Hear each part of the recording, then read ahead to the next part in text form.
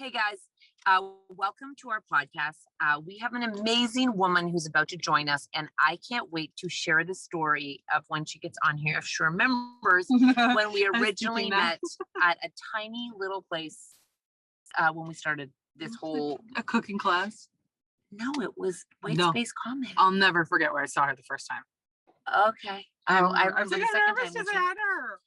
So her name is Catriona, and she's going to join us. I have so many questions because, although she's a wicked successful entrepreneur, businesswoman, she is also raising a daughter, and she's co-parenting. And I want to get, we haven't often had women who are navigating the waters with an ex.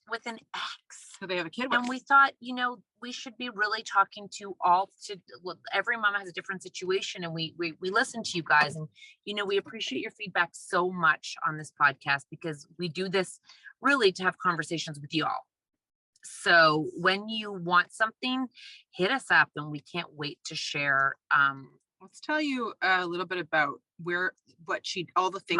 all the things that she does, because I feel like it reminds me of when people list off all the things we do, and I go, gosh, people like, it sounds like a lot. We're like, oh really? But when we found that we hate doing intros. Like, we hate personally when someone's like, so tell us about yourself. Like, you and I hate doing that. I don't mind saying what I do. It's telling the story of where we started. So we're trying to help people by them. If it's our pain point, it's got to be other people's pain point too. You agree? Yeah. I mean, we'll ask her. There's people who love saying that they're authors. That's why we became one. But Heather was like, when we did one with Heather McMahon, she was like, oh, I hate doing that. I'm like, yeah, I feel you. Okay, go ahead, Nat. So she's the founder of Coco & Co. It's an events company and a blog. She's the co-founder, creative director at Halo & Company, which is a PR agency, but she also owns CocoCon, which is an events company. She has a podcast with her girlfriends called Conversations with Coco and Friends. She's a lifestyle blog focusing on food, travel, design, fitness, fashion, and beauty, while being a mother to her 7-year-old. She's an on-the-go entrepreneur who prides herself with creating content with the perfect balance between everything that is beautiful and uplifting and everything that is relevant and thought-provoking. I think she's also friends with Drake. Most importantly, she has the most fabulous house you ever did say, and loves flowers. Yeah, she's just a fabulous person. So we introed for you, basically. We said everything that you did. So everyone who's listening right now knows all the things you're doing. And I was saying, it's so crazy. Sometimes you never really think about all the things that you're doing. And when people intro us and they say all this, like, whoa, that's a lot. It's like, but when you're doing it, doesn't feel that much. And we just listed off all of the things you do. And it's like, oh my, like that is a multitasking woman right over there. Thanks, guys. I have to ask you a question before we carry on. Before the pandemic, did you used to go to an office, or have you always had an office in your house? I used to go to an office. Yeah, our office is we have one of our employees still kind of going in because she can't stand her roommate. I don't know if I should say that, but our office had to close because of all the rules. But yeah, we worked all together in the office. So you'll all be back there eventually. Eventually, yeah. But I don't know. I like to be alone, but when I was working, what was really hard was when I was working at home and Harlow was here too. That was just like, and Jimmy was here, and we're doing construction, and everything was happening at the same time. That's what I was like, I wish I had my office back. But that's a lot. Will you go back to the office? Yes. We're thinking of getting. Oh, so you will 100%. Yes. Yeah, but not every day. I think I'll go like half days or 3 full days. Yeah, I love that. I remember the first time we met you because we had been following you, and it was like this first time that I had like been following an influencer or like an influencer or a celebrity, and then you see them in real life for the first time, and we were like bedazzled. Is that a word? God, I'm like, she's there, she's in real life, because it's such a weird feeling when you're like following someone you feel like you know them. Anyways, there you dress were, really well, like you're fabulous. Yeah, and then I was like, oh no, we have to go say hi to her. I'm like, oh my god, I'm nervous. I love you guys. Look at you now. It was a cooking thing. It was at Loblaws cooking, and we were gonna leave. I'm like, I think she's like, I gotta say hi. I'm like, you can go say hi. Go say hi. You guys are so amazing. We're so Oh, you excited to guys. have you on. And I said before you got on here, you know, we have a large demographic of women. And I realized we had never talked to a woman about co-parenting, navigating that, what that felt like as a working woman on top of it all. And when I was writing the questions, I was like, you know, well, how is it navigating? How was it when you had your child at home and you were trying to work full time? Because a lot of our US audience is still at home trying to work, like Right, with children at home. right. Um, I found it very overwhelming. I'm like an introvert and I like to be alone. And especially when I'm working, like I don't like a lot of noise. And I found that it very, very frustrating.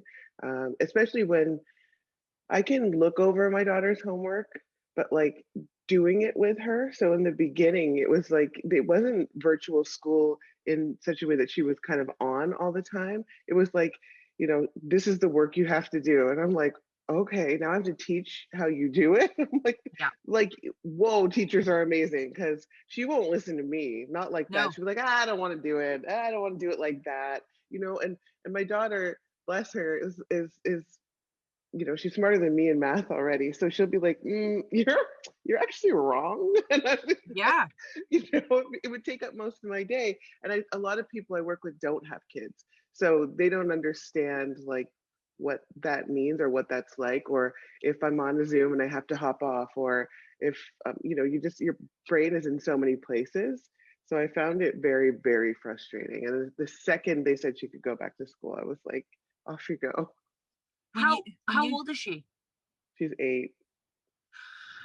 Got it. So not fully launched yet, like where they can No. navigate a lot by themselves. Like my oldest Yeah. was 11 and was helping the other two as we were Right. trying to do things. So I had a little bit of a leader, but if you only have an 8-year-old, Yeah. that's very hard to get them to be self-motivated. I remember when they just went back to school and then we were like, oh, we'll see how long it lasts. Did I just have like this epiphany in my head that that'll never happen again? I don't want to say never, but No. we're good to go now, right? Right. Right. Yeah. I don't Right. know. I don't know ever. I feel like with the idea that you could send kids home, now it's like maybe we'll send them home again. I know. I know. I know. They did it once. They can do it again, can't they? It would. I mean, yeah, and I always have to like put it in perspective because I only have one, and I'm just like I can't imagine having multiples and having to fit like I wouldn't be able to work. I know that for sure, just because it was so much, just with her, and I don't know. I feel for everybody who went through this. So like kudos to all the parents who made it through and Yeah. aren't still suffering with a lot of the whatever came from that, like depression, stress, all that kind of stuff. Because you want to be on Absolutely. top of everything, and then you'll see like these moms doing these amazing crafts and like doing all these cool things, and like keeping it all together. And I was like, ooh, I did it like in the beginning. And then I'm like, oh, damn. No. I No. Do you play? Do you play? Like, Oh, does she like to? no. No. Okay. I I'm a figured horrible we don't play either. player. I'm like, you want to read? We can have quiet time and you can read your book and I'll read my book. But no, I can't play. I can't. I'm not. Again, I can't even go tobogganing. Like it's just not my thing. I'm like, I totally agree. Oh my gosh, my friend was talking about her daughter is like really into dollhouses and all that, but oh, she's no. an only child. So we're like, do you have to play with dollhouse with her? And she's like, yeah. She's like, I take a quarter of a gummy and it gets kind of, it's the only way it can be fun. That's hilarious.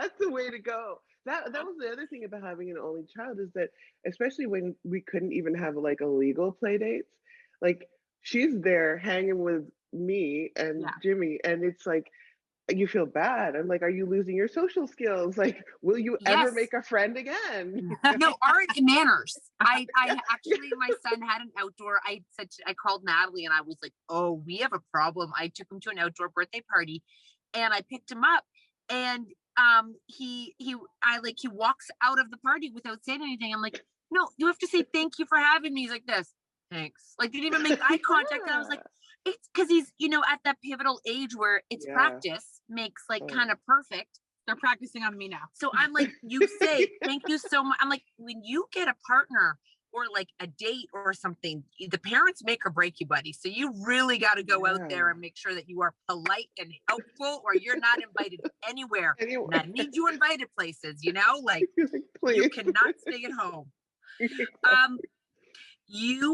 Okay. So I know you know these questions, but you cope with in your stories that we watch with your fabulous house. Your ex is often over at your house, and you guys seem to co-parent, not Yeah. only together but like together.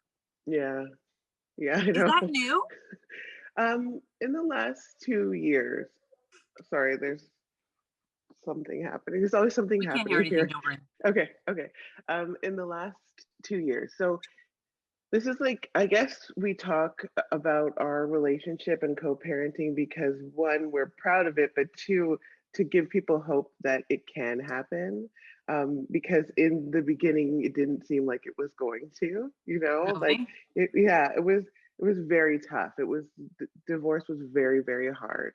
But we kind of both got through it and then came to our senses, and also realizing Harlow was growing up so quickly and knowing that we got together, we were in love we were together for 14 years. It was a long time, right? Oh, wow. So yeah, so to it all to blow up to be nothing, and then the only person that really suffers is our child. We really had to figure it out. So I went to a lot of therapy, and I think he figured out a lot of stuff on his own, and together we were able to really like do it for her. How many years did that take? So from the time that you got divorced to 2 years ago when you started to do it right? So we got divorced maybe 5 years ago. I'm really Okay. bad with timing. So yeah, around So 5 that years was ago. so that you went through that challenging time and you were able to come out. Yeah. Yes. Yeah. Is it a conscious choice, like daily? Like, I think, from what we hear, we had two single moms, and I know that my parents fought for custody. Like I wasn't going to see either. Like one of them was Yeah. only going to have, they almost went to fight. Do you know that? Probably. And eventually they figured it out, but I wonder I just know that as a grown up, so they had to make, obviously, because appointments and every plan you make, you have to communicate with someone. Yeah. Even you have to have better communication than when you were married almost. Yeah. How do you do it? Do you do it like my step siblings would come every Wednesday and then every other weekend? How do you guys do it? Yeah, it's basically the same thing. So Harlow goes over there when she's not there on a weekend. He gets 2 evenings during the week, and then the vice versa, one evening during the week when she's there on the weekend. Do you get more? That makes sense. Yes. Yeah. So I have and that was all part of the negotiation, and it's great. Like, it's great now. And it's true, we do communicate so much more, but I did not like him as a human being. So like, let's just put that out there. Bad things happen, but I did not like him as a human being. So as a friend, I like him so much more, but as a partner, it wasn't a good match. But at the end of the day,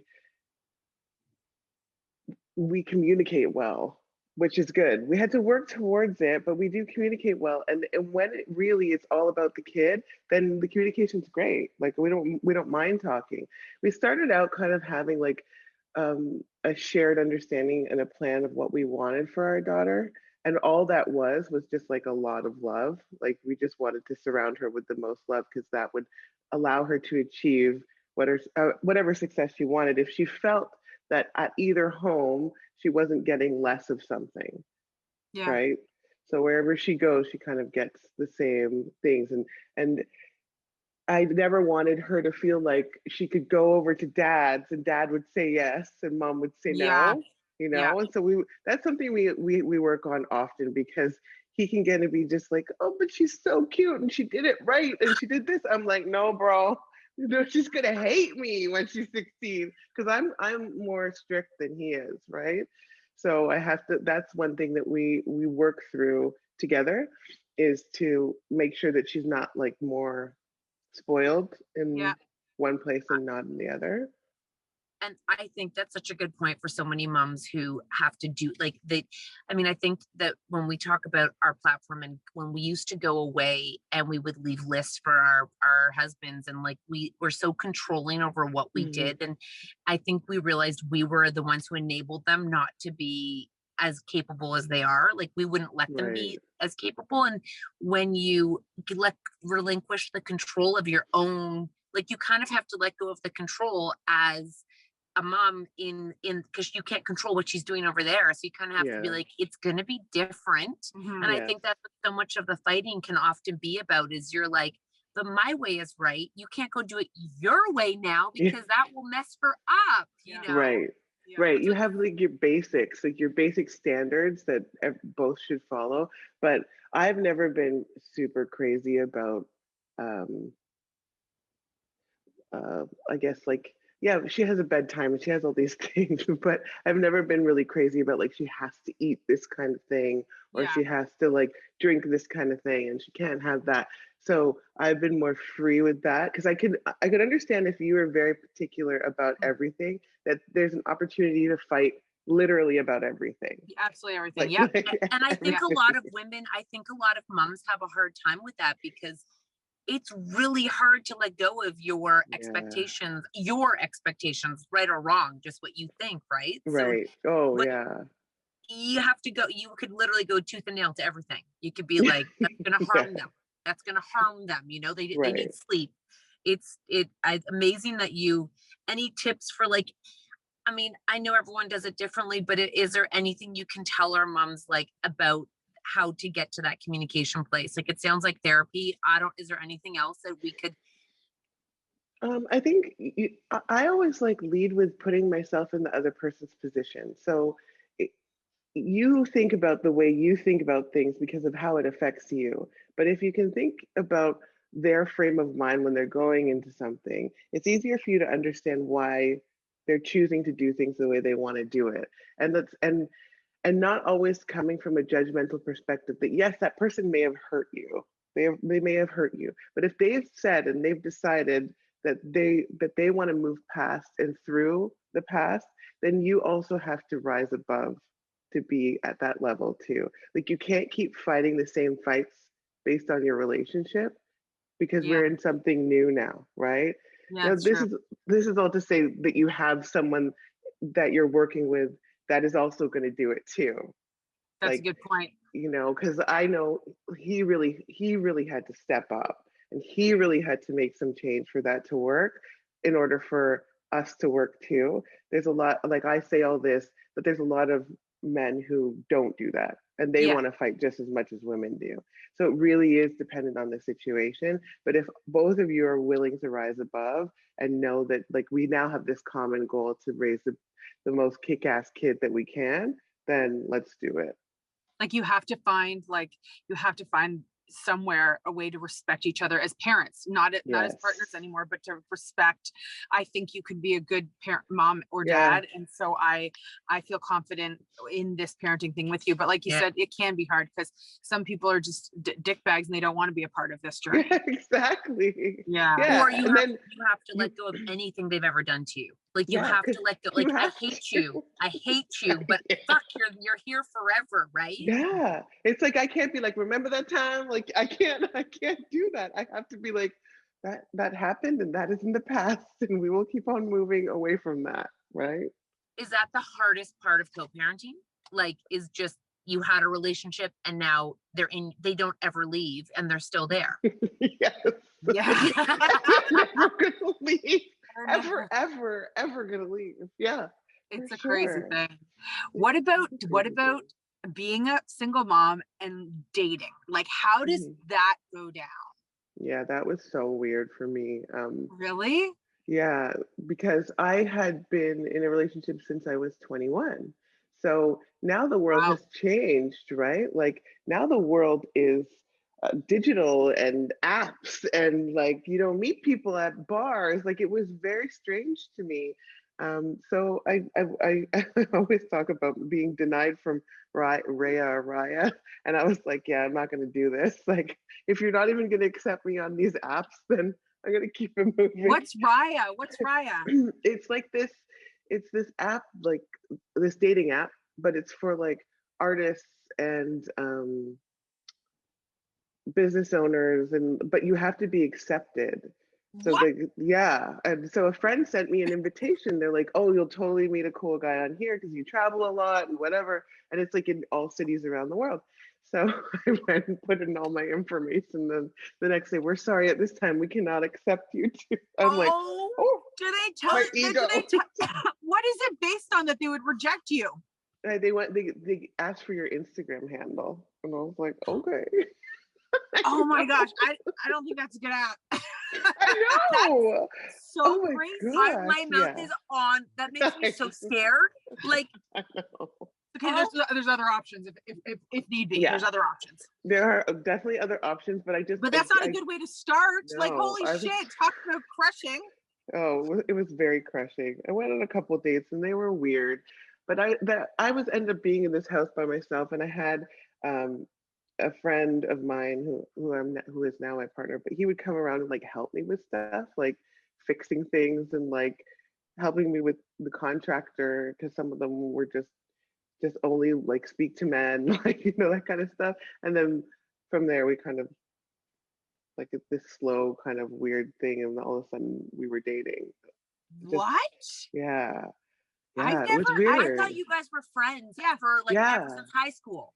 Yeah, well, not since high school, but since like college or university, we were friends. But yeah, he kind of came around and he would just help me with stuff when Was I he wasn't. like just helping with you with stuff, but he was into you, or did it Well, actually? he says he's like he fell in love with me the first time he saw me, but and I was like, you did? I was always hooking him up with my girlfriends. I'm like, he's cute, nice guy. You should date him. So Tim, like now, I'm like, oh well, I know you were with her, and I know you were with her. That is literally that's just like the movies though, when they're actually the holiday interested. party. They all come over. Yeah. Oh, you were hooking up with Yeah, my but also like she was suggesting and that he wanted to be with her, and she's like, you should be with my friend, and he's just like crushed a little bit every time. I've never been with a guy where we started as friends and then it turned into something romantic. neither. I've never been in that situation. I mean, I feel like it happens in the movies, but I've never seen it real. I've never felt it before. Like, how did you go from being friends to like kissing? And actually, like seriously, like not even it never crossed my mind. And that sounds weird, but we were all in we all went to New York for New Year's. We were at Soho House, and it was with a big bunch of friends of mine. We all like I have a pretty not big, but it was like 8 of us all together, and they're all coupled up, and it was the countdown, and one of my friends at like New Year's, she's like, kiss, kiss. And then he kissed me, and I was like, ooh, where's that come from? Like, I had no idea. And it was like complete butterflies. And I was like, oh, have I been like just like pushing that away for so long? But That's so fun. That's so it was like a magical kiss, so and the butterflies came. And 8 of you, like that's not illegal, Like also, 8 of you, and you make out with a stranger, but not. That was so risky of him to go for it. Like, what if you were like, what are you doing? I know, and ruined the whole trip and everything. But no, it just got better from there. Oh wow! So how long have you been together now? I think 3.5 years, maybe. 3.5. You're engaged, right? You didn't see the flowers? Yeah, I know. Yeah. Oh my god! It was amazing. So do you get, now that you're engaged, do you get married? No, we're not married yet. We were supposed to get married. His family lives in Cayman, and so we were going to do that, but they're not letting anybody in. They have no cases, so they're not letting anybody in. So we have to wait till they open up. Does X and do they get along? Yeah, they work together. What? Yeah. That's more recent. Like last year, they started working together. They are very good friends. Like, actually, I think Judy really also helped us like put a lot of perspective into things, because oh wow, yeah, he's very pragmatic, and kind of like he had some things growing up with his parents. My parents are still together, and Brad's parents were still together before they died. So we hadn't been through like a situation where we had turmoil at home, and Jimmy had. And so his thing was always like, we need to find a way to figure it out, instead of being like finding ways, because a new relationship can come in and make it even worse, right? It can be Yes. like, fuck that guy, like he was good. Yeah.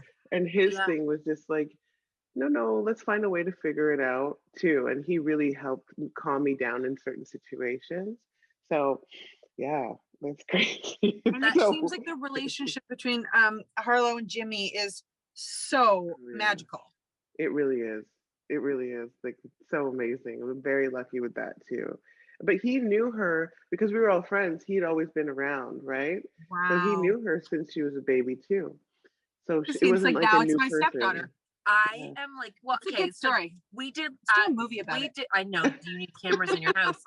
We did a like a Facebook Live, just kind of helping women figure out, because so many women are in transition after they have a baby, right? And they're really stretched for money, and they feel the pressure to do something above and beyond just being at home.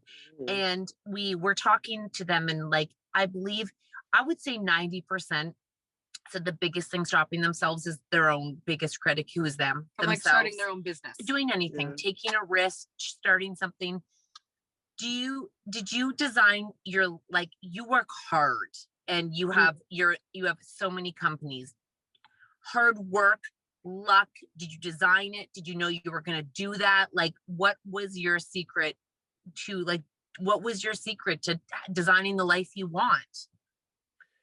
I think what like divorce became a catalyst to move it further and faster. So I was always doing a lot of things, um, but knowing that like now it was me, like it was just like it was me. I didn't have anything to lean on, um, and like that fear, and then this competitive nature to prove that was in me that I could do more than I was doing. That pushed things along for me. I would match that up with luck. Um, I was doing a big party for a liquor brand, and I met Hala, who's my business partner, at that party. I'd invited her to come, and she just thought I threw like parties at nightclubs. And she came, and she's like, "Whoa, this is what you Yeah, do?" She's like, "Let's." your parties are whoa. I mean, She's you'll like, have to go to her Instagram, and you'll be whoa. Like, where does she even get that stuff? Yeah, the Four Seasons ones, I'm like, yeah. whoa. Anyway, yes. And so she was like, "Do you want to partner?" Because she was actually working in house at Four Seasons. And she was like, "Do you want to partner and do this together?" And we were going to do, she wanted to do a PR agency, and I would just do the creative bit to it. And I was like, "Yeah." I didn't put a lot of thought into it. I was like, "Yeah, you're a strong, amazing woman." But we had a meeting a couple months prior, when I was like in the thick of going through the divorce stuff, and she had been through a divorce, and I didn't know that. And she was just said to me, like no one had ever said to me, like, this is going to be the hardest thing you ever go through in your life. And no one had ever like acknowledged it that way for me. So I think having people like her in my life,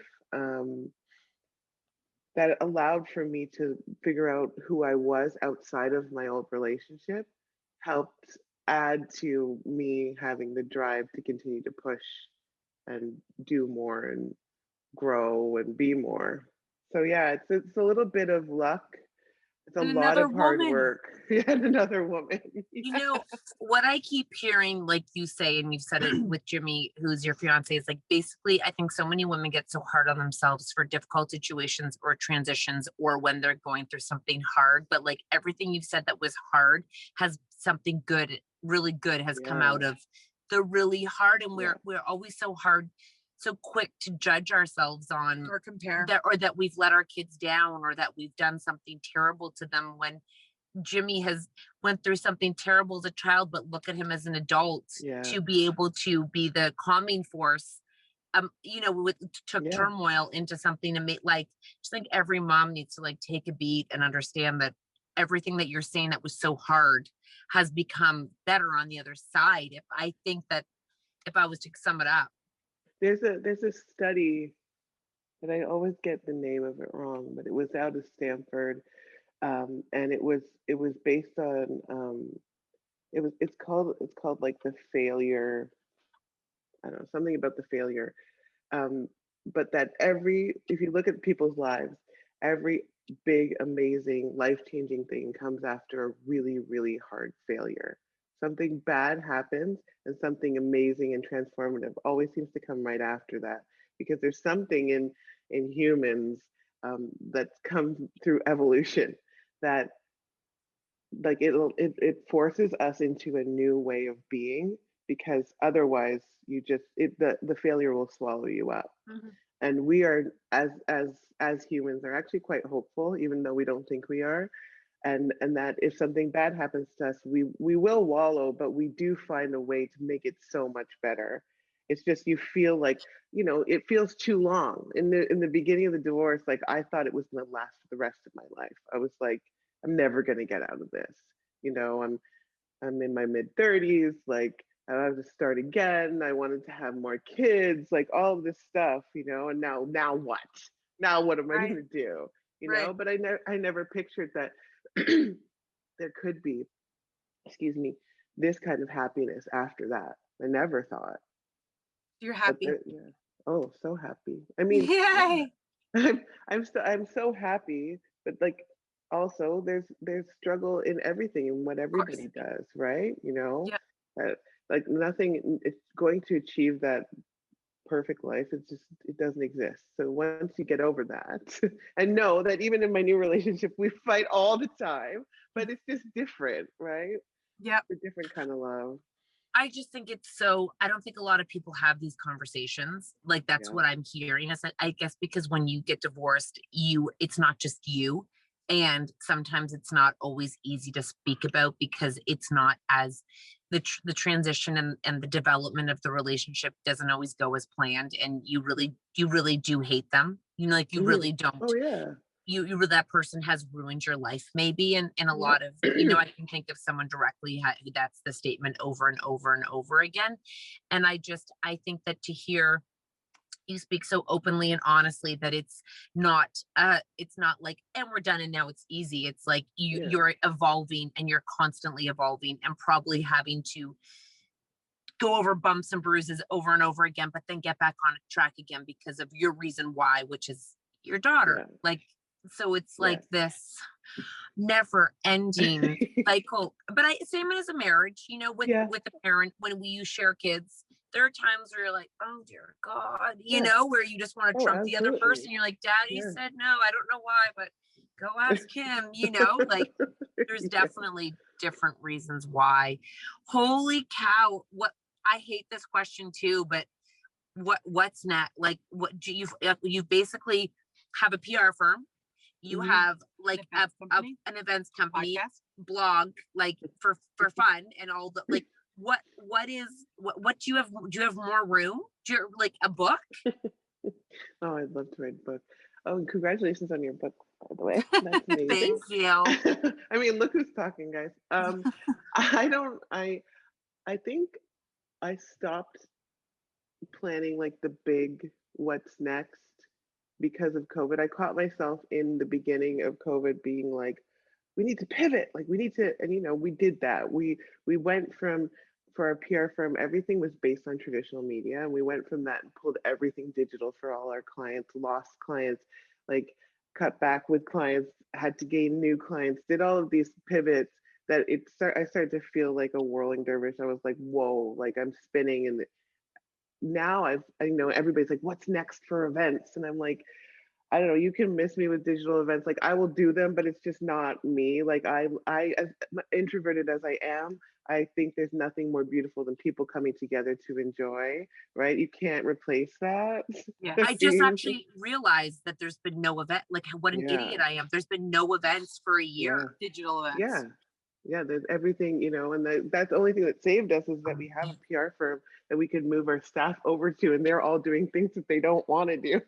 And Yeah. so, it's been tough, but I'm not what I'm realizing now is that I'm open for the opportunities, and I'm willing to do things that maybe I didn't want to do before, or see opportunities that I didn't see before, because maybe I was so focused on like building the best events company in North America, or I was so focused on our, like, you know, let's win awards with our with Halo.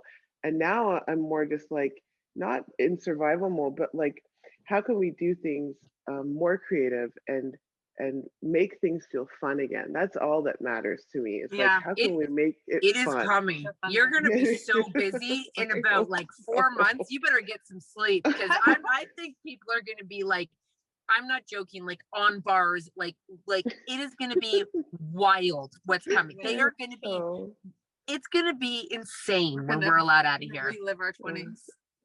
Yeah, It's going to be bigger. So thank you so much for joining us. Cannot wait to see you again in person. And thank you for sharing, you know, like Kat said, a lot of people just don't talk about it. So it's not fair, because where can you find support and not feel like you're not alone if people aren't talking about it? So thank you for sharing your story with us.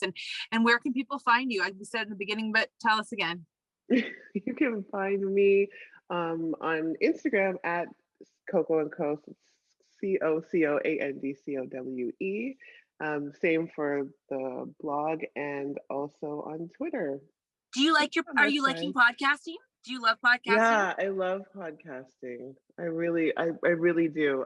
We were working out of a studio when we first started, and what I loved about that is that we could actually talk to people in real life, which is great. But the good thing about podcasting is that I can talk to you here and still see your face, which is great.